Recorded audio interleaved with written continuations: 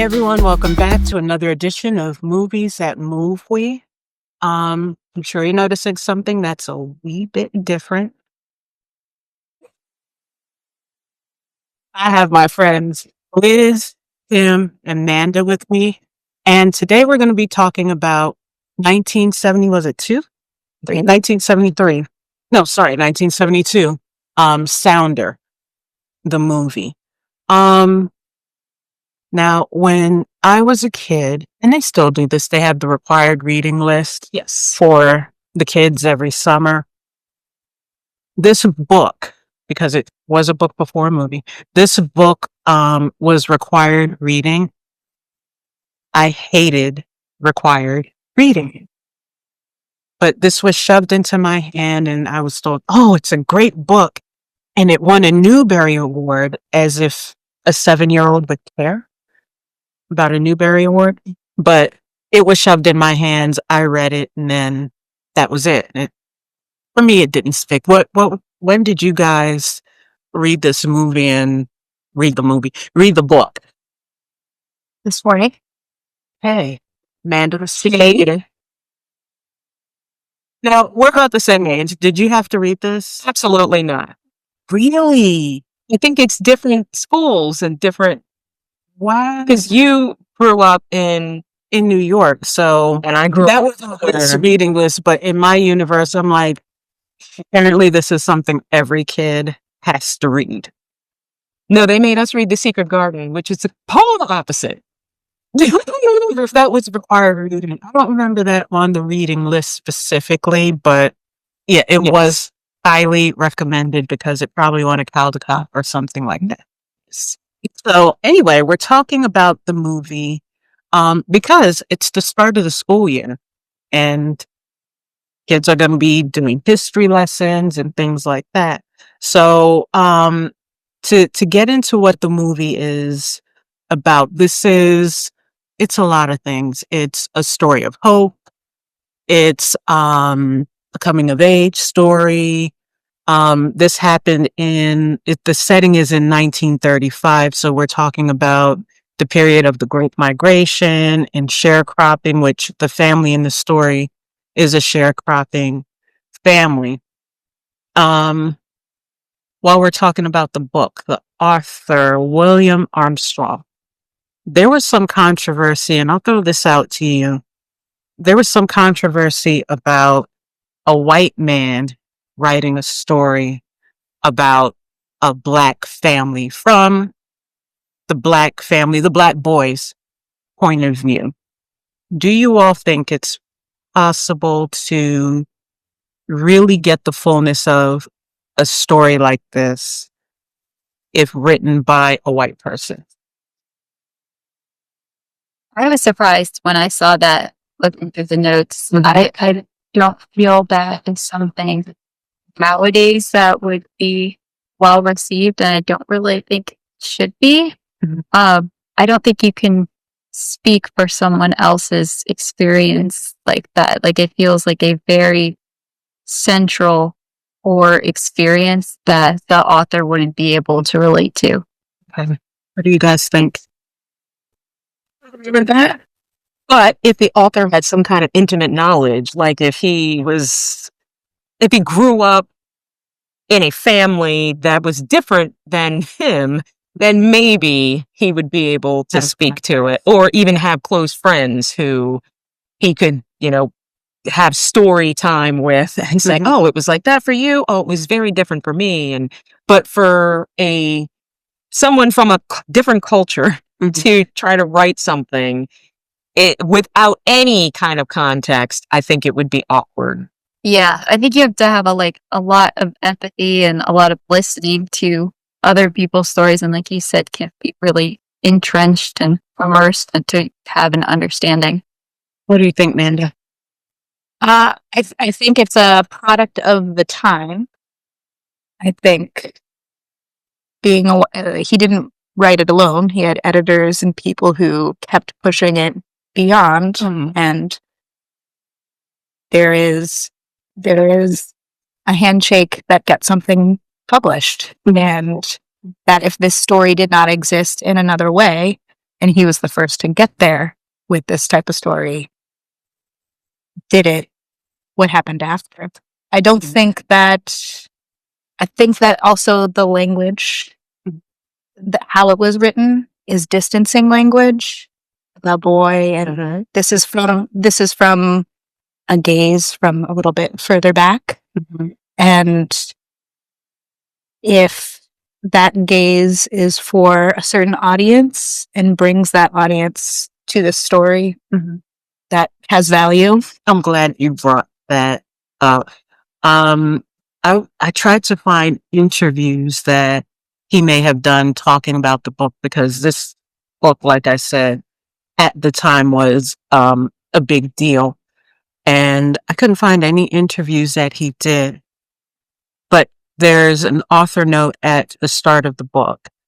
And he says, 50 years ago, I learned to read at a round table in a country schoolhouse. The teacher's name was Charles Jones. After school, he worked for my father, and in the summer, he drove a hay rake and a mowing machine. He had a deep, rich voice, and he loved to tell stories. I have never forgotten them. Out of the stories he told me and the boy who sat next to me at the round table came the story in this book. In one piece of information I found, and I can't remember if it was on Wikipedia or Britannica, it said that this teacher, Charles Jones, was a Black. So he kind of built the story off of the things he heard there. And as you said, he put that distance when he wrote the story. Nobody in the book had a name. And as you pointed out, it was for the purpose of bringing about empathy from the reader, them connecting to the characters, which maybe it worked. It didn't work for me. Maybe people. But that was his intention. In the movie, maybe I felt a little bit more connection to the characters because they were names. The whole family had a name, and it made the relationship more believable, I think.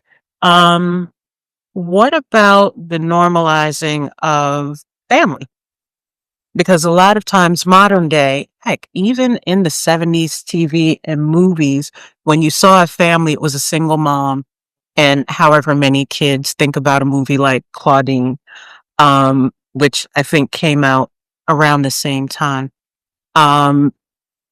This was a whole family unit, mom, dad, siblings, and it was a loving family. Dad wasn't beating up on mom. Mom wasn't trying to get rid of dad. I think for this type of story, I think that was interesting for the time for the film. What else do we have? Main character, Nathan Lee, played the father. That was played by Paul Winfield. Rebecca Morgan was played by Cicely Tyson, and those two have acted in a lot of things together. The boy, Kevin Hooks, what was his name? David in the movie, was played by Kevin Hooks, and he's gone on to be producer and actor. The teacher was played by Janet McClatchan. She was known for work in Uptight, Sounder, and TV roles through the 70s to the 90s. The sheriff, when I watched the film, I was like, yeah, where do I remember him from? If you ever watched The Dukes of Hazzard, as a matter of fact, I think Justice picked him out. Two characters in that scene were from The Dukes of Hazzard, but he had the bigger role, so he gets the mention. Yes. James Best. Okay. And I found the name of the dog because I was like, how are we going to talk about Sounder and not know the name of this thing is the dog? It was bothering me. It was getting to me. His name was Swampy. He has no other credited roles in the industry. Let's talk about the fatherhood angle of this, because they were the father, the son, the dog, all very close. Now, in the book, it gets into how Sounder came to the family. Mm-hmm. They didn't cover that in the movie, which I don't know. I was a little disappointed about that. Right. You know, what do you guys feel about that dynamic and the moment that not just responsibility for the family, but the bond between the boy and the dog happened in the movie? How do you feel about that? What were your thoughts on that? Still the book. Which again, very different. But that's okay. So the book, at least it explains that this dog came to be because, I mean, the dog really found the man, and the man felt this responsibility for this dog. Like, okay, I'm going to take care of you because you can't take care of yourself, but you're going to do something for me. So let's get out here and hunt. And just him caring for this dog. So I would imagine that, it made him even more empathetic to being able to care for his kids and for his wife because the dog couldn't get his own food. Yeah. So I liked that for the book. The movie, it just started out where the dog was always there. It just started out with, they're coon hunting and it doesn't, raccoon.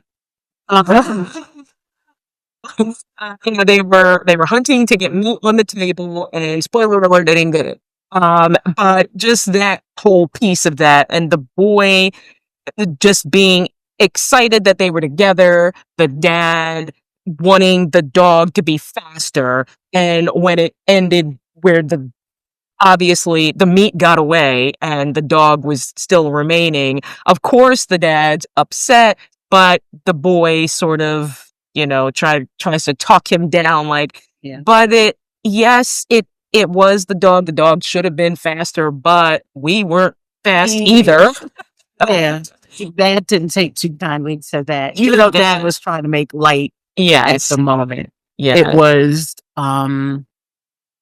what was it? He was trying to tamp down his guilt. Yes. Of not being able to provide for the family. In that particular scene that you're talking about. Yes. But I got to thinking about, the father taking care of the family, and the bond between him and his son. His son would repeat some of the words of wisdom that his father, would always speak, and wanted to grow up and be like his dad. But I noticed when the relationship kind of shifted, not for him and his father, because all he wanted was his dad. But when his father was taken away for stealing some ham out the smokehouse because, my kids need food. We're sharecroppers and we're in debt to the commissary. This is the only thing I know to do. But the responsibility shifted to the son. And we can talk about, they call it manification, where when the father goes for whatever reason, it becomes, well, son, you're the man of the house now.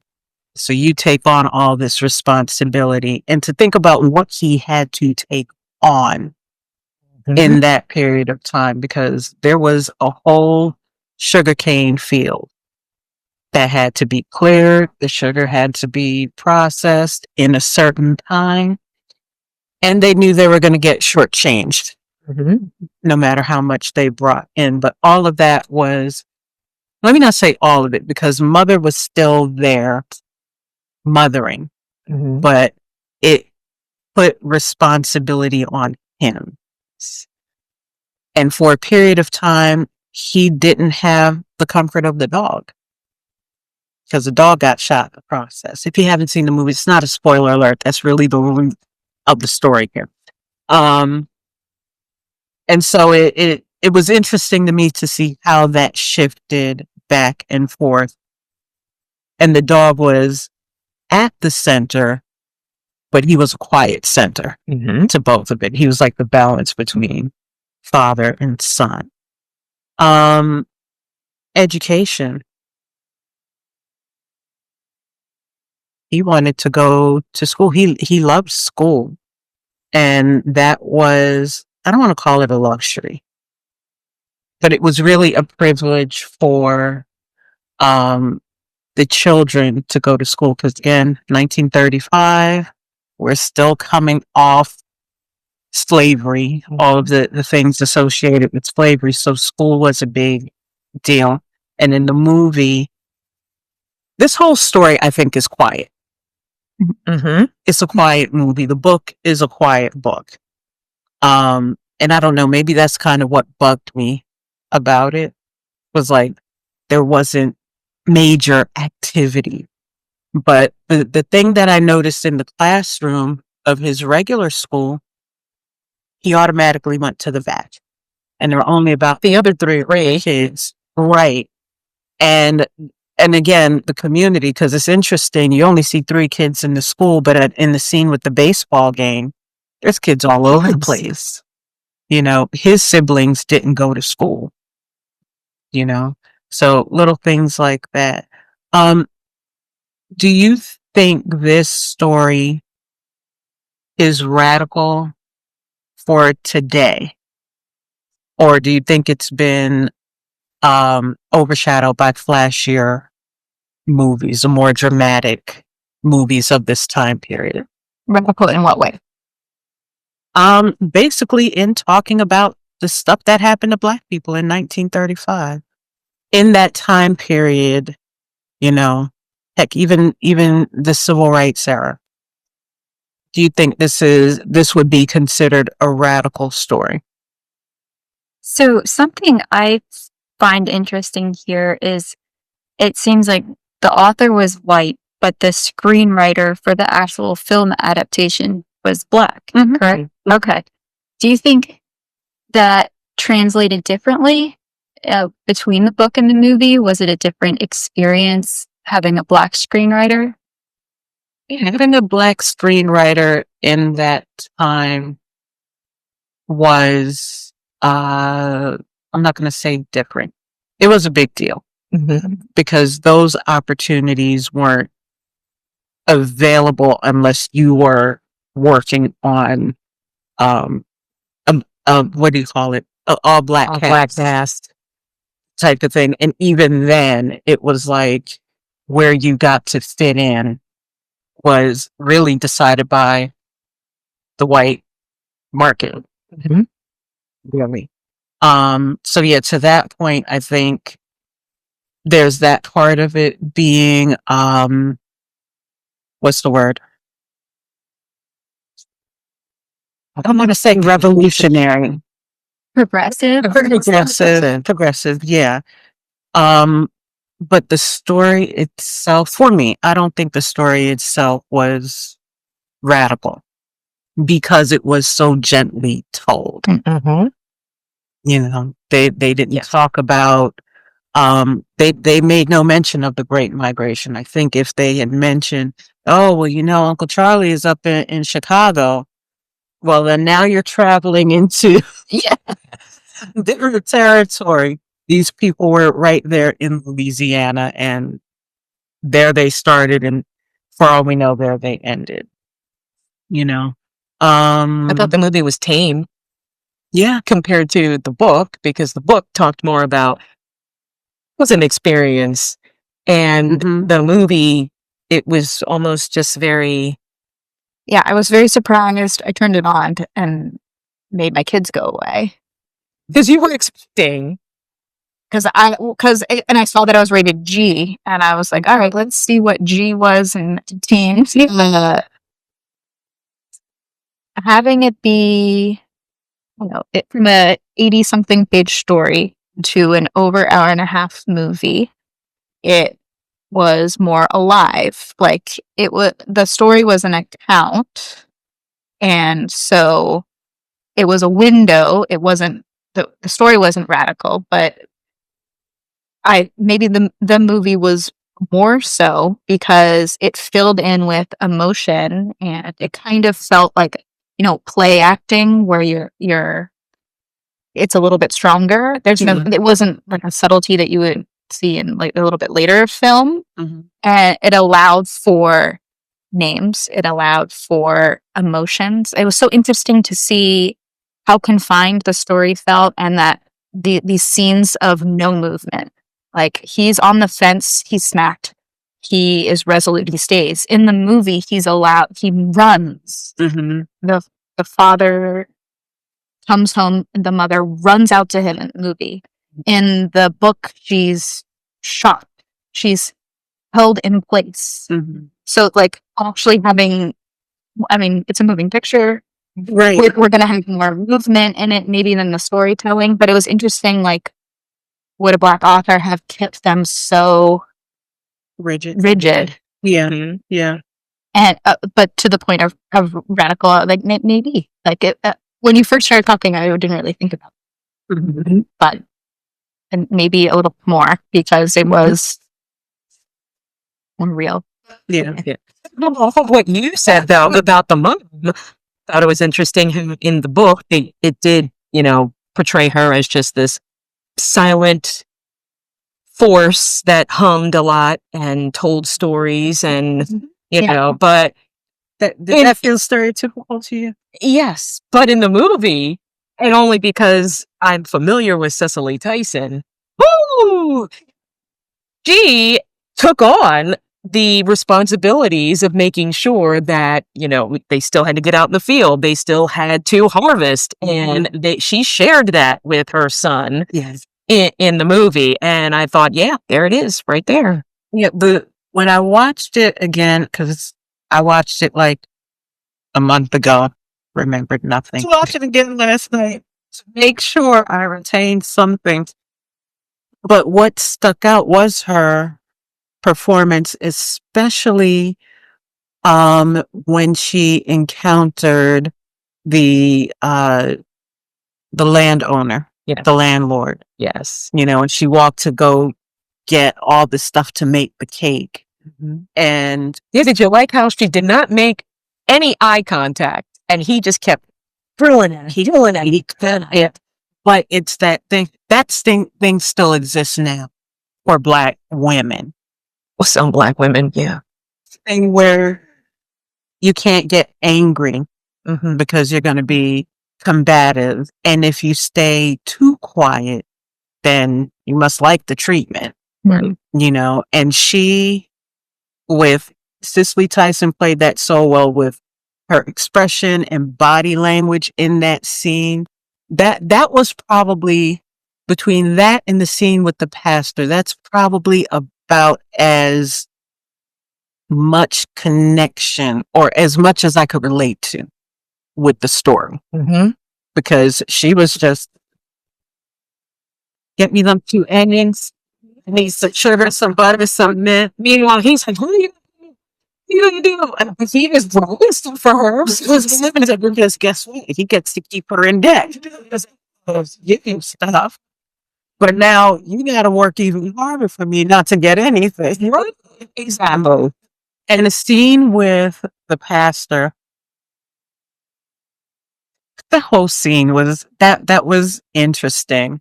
Because it was, they were having a good time. They were singing, they were dancing and laughing with each other. And the pastor came to the door, and his whole demeanor, it was like he was this menacing thing.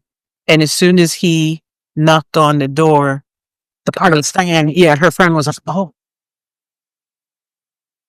can't dance. That's all that.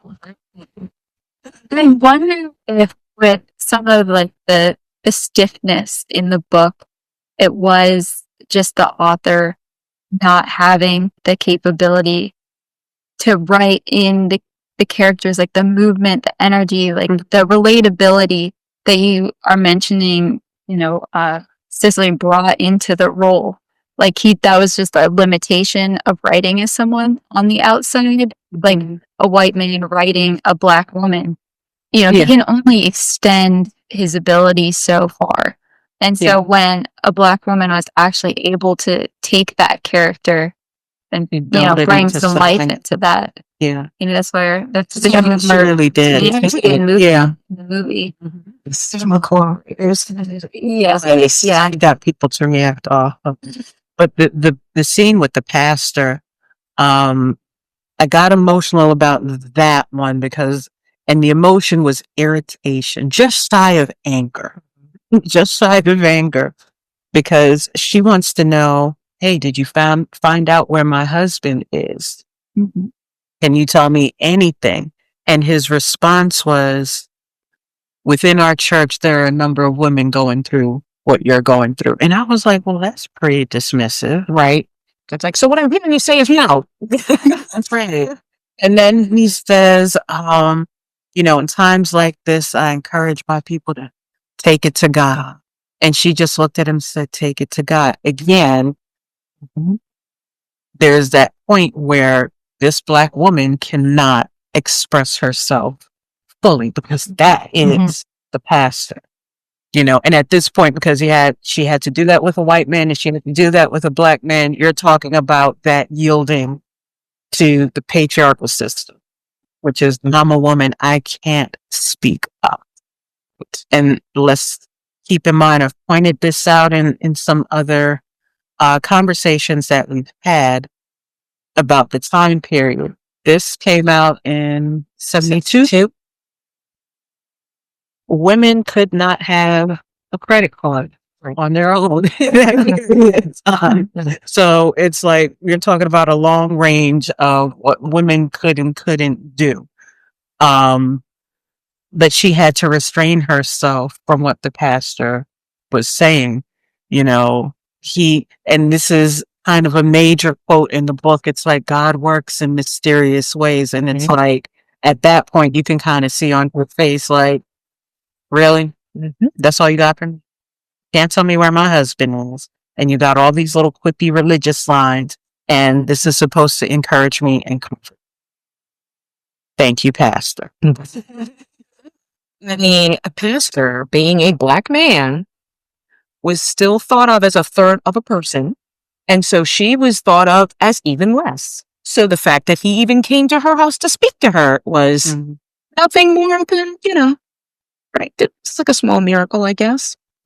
So he put her in her place without having to say anything crazy. And she held her tongue. She held her tongue. She's like, you know what? Because the weight of what she was carrying, she could have laughed out. Right. Probably should. But the way that a man would have been treated for lashing out, women would have been treated even worse. And so she had to remember all of that, which is why I go back to, I would have been beaten a lot. Just through the lens of the patriarchy. The response, take it to God. In most settings, we're thinking of God as a male. So it's like, if you're not going to hear it from me as a male, we'll take it to the higher male. You and your little female brain. Getting back to education, there was more I wanted to say about that because that was another key part in the story. He went on a quest, if you will, to find his father. And along the way, after he got hurt at the prison camp, he ended up at a schoolhouse. And the teacher there, who was played by, it was Miss Johnson, played by Janet McClatchin. She took him home, nursed him, made sure he had something to eat, and said, we'll figure out how to get you back since you haven't found your dad. He went to that school and he was in awe because, again, the school he went to only had 3 Black kids, including himself. This was an entire school of Black kids. She was a Black teacher. In the book, it highlights that when he went to the teacher's house for the night, he felt like she was rich because she had curtains in her windows. And they didn't have curtains at his house, and he was That's an interesting detail. Yes. And I wonder if that's a specific detail that William Armstrong got from his teacher about his upbringing. But it was an interesting point to make. It's like, yeah, you walk into somebody's house even now, and they just have blinds. You're like, guess they're on a budget. They just like that light to come through. A light is supposed to come through. They're on a budget.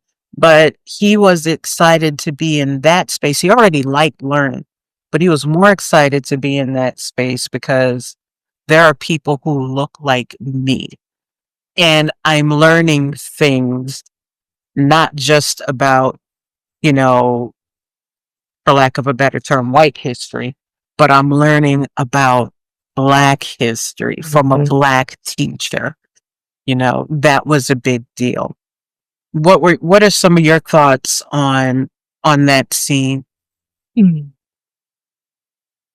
It was comforting and saddening all at once, actually, for me, just because it's like, wow. I mean, just think I had to keep putting myself back in that time. And it's like the fact that he's excited thinking that this woman is rich just for something as simple as, curtains. We take that for granted. Or, the fact that, she's got all these books around her and she didn't have to wear ripped clothes and, like she had a house of her own.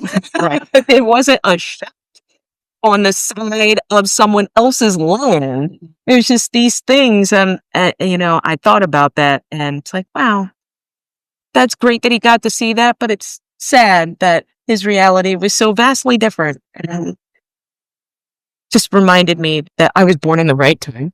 The book to the movie, how interesting it was. It took his progression, and we saw his progression a couple steps forward. In the movie, he can read, and he is in the book. He's like lamenting that he can't read yet, and then in the book, it's not what I assume because less characteristics mean it's a white dude. Some white teacher is the person. But here we have not only someone younger, right? He's described as white-haired in the book. Younger, female, Black. All these more accessible things, all closer to him, closer in age. Just that even this profession, if that could be something beyond the classroom, is also accessible to him. So overall, I'm not going to say I hated the movie because I did. I didn't hate the movie, but this is like, it was kind of like, meh. It definitely watered it down. Yeah. Like I said, it's a gentle movie. I can't think of a mainstream movie to compare it to, but, maybe like a cowboy movie where they have to save the farm kind of thing. That's what it puts me in the mind of. It's not the story I would usually gravitate to. Again, I had a bias because this thing was shoved in my hand and I was told you must read it. You're 7 years old and you need to be on a fifth grade reading level. So here's the material that's going to get you there. Does the movie exist as a reclamation of that story? It's not that the movie needs to be busy or compelling or whatever, but we see what you tried to do. I'm going to do it just a little. I mean, the movie came out a couple years after the book. So that feels quick. I was actually thinking about, I can't remember the name of it, this Alice Walker story. It's a shorter story where there's a mom and two daughters. One daughter is like living in the city and whatnot, and she has a quilt on her wall. And her sister and mother are the ones who make the quilts, who use the quilts on the bed. Okay. So it's kind of like, where are you in the culture? And so it made me think, the person he's being inspired by is telling stories of his life, just asides. Oh yeah, this happened. Would I read a book about it? No. But to the author, it's like, wow, this is so interesting, so different. This detail, he latched onto the curtain detail. Would someone else in hearing that story latch onto the curtain detail? Would that be as surprising? It's like, yeah, that's just the way it is. It's like, whoa, that means this. Right. And then once it's on paper, then it can be expanded. It's like, oh yeah, let's fill in, let's add the emotion, let's do this. I think specifically looking at it through the frame of the book, I think more interesting than if would it have been written just from an experience, from a story, from a grandparent? Would it have been written that way? Unless it was like some kind of information. Mm-hmm. I think on the film end, I can see it as a reclamation because again, you have what is his name? The script writer, Lonnie Elder III. Mm-hmm. He handled that. Oddly enough, there was a movie, Sounder 2. He wrote that entire screenplay. I did not watch the movie. I don't know if it's out anywhere to watch. I watched it on Tubi. But the fact that a black screenwriter, probably somebody who did have that grandparent story, was able to go back in and put those little touches in there. It was cool. And we should talk about the ending and framing a story at this point rather than at this point. Okay, what you got? They walk off into the sunset together, all three of them. Yeah, that part. And then Oh.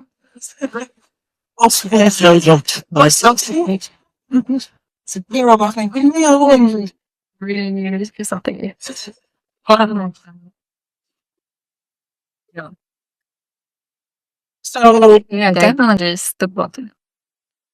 The end. So, yeah, the sweet happy ending, again keeping it a gentle story. The book was already written with kids in mind. Like, let me give you this piece of history, but I'm not going to give it all to you because I don't want the government to get mad at me. Yeah, I think the clean ending. Remind me, how did the book end? I know he came home. He did come home. And he was injured. Yes. He was badly injured. I don't recall. Oh, the injury was much worse. And yeah. Like they basically a messed up arm. I'm picturing like this or something. I don't know. It's just like I don't know. I mean, it's sad to give that in the film with the way he came punching in. Yes, back to the family, but he was able to throw the walking cane down. And little, and as was in the book, everything was just kind of almost like he was paralyzed on one side. And I don't know. It was different. There is through line, and so it's the same story, right? Mm-hmm. Have the same story, right? Yes, right. Both crippled by their injury. Yeah, but I guess they didn't want Dad to die in the movie. I mean, Dad did die in the book. At the very end. Yeah, he did. And Sandra died of broken leg. And remember that. They missed the point, but yeah, I mean, I watched the seriously. I mean, I did the audiobook version. It was, it was a story. You were forced to read it as a child. I walked in with bias. I was reading it as a child. I read it, to prepare for this. So I thought to myself, would my experience with this book have been different if I read it as a child? I don't know. Probably. Okay, so did you really get into the emotion reading the book in 2025? No, because I'm so far removed. Okay. Like I have to, it's putting myself into that mindset because I've never been beaten by someone who is not my mother. I didn't have to worry about working a field in order to survive. I just never knew poverty like that. Yeah. Like, there were things that I wanted as a kid, and my mom said no because I was stupid and spoiled. It wasn't like I can't give to you because I don't go out in the field and work. That was never my life. As a matter of fact, when I was a kid and I was subjected to stories like this, I would always say, "Thank you, God. I was going through. I know that. God, yeah, you know what you're doing." Yeah, this is probably the one that I struggle with. This, from beginning to end, I was just kind of like, okay. But you know what I was thinking about with this was, when did Roots come out? Roots came out years later, right? That whole miniseries about. It's like But early it's 80s. okay. So I wasn't sure if it was like late 70s, early 80s, Yeah. but I kept thinking about that because the way Would this have been made? Would Roots have been made? Roots, well, Roots is a book. I think was it was already out, and so they made it a mini series, and the emotions that evoked from this, Yeah. like there were people who they reacted very differently than one would expect, because they went so far to the other extreme of showing how white people treated black people, whereas and that's this written from the black perspective. Yes. He was writing it. Alex Haley was writing that based on things he found out about his family. Yes. So there's a different kind of connection. Yes. But before Roots, what was the story? What was in the it's like before Roots? Was it sugar coated? Was it zippity doo dah? I feel like there was some figure coding. I feel like there. Specifically, I can't think of anything specifically at the moment. But when you start talking about, because we're comparing this to a book, there were plenty of books that The book went is in. not it. The book, they chose the book if that was the first film to make way, because Right. so it's interesting. Where does it hold a place as a door opener for such stories? Right. Yeah. That's a good point. Because would Roots have been adapted Yeah. into a screenplay had it Had not it been been. for Sounder? A softer, gentler touch. This, because Yeah. it still was very good to communicate this story for that time. Well, you know, the thing that I look at, here's where it may have opened a door as far as the coming of age story, because there weren't that many. There aren't that many that I can think of that have a black child at the center of it. That's true. I can't think of any either. Like, the next thing that I can think of after this would be Crooklyn. Okay. That's the next one that I can think of. And I'm sure there's others between here and the early 90s, but that's the one that immediately comes to mind. So, Yeah, this kid started out just as a kid, but then his dad gets taken away, and all of a sudden he instantly has to grow up, and just everything he navigates in that process, it's pretty compelling. so share your thoughts. Don't base your opinion on mine. Your thoughts about this movie. What was your first experience with the book and or the movie? Share those details below. Make sure you like, share, and follow our page on Facebook and YouTube. We're at Movies That Move We on Facebook, and the playlist on YouTube is Movies That Move We. Not that hard to find. Okay, so thank you for joining us today, and until next time, bye. Bye.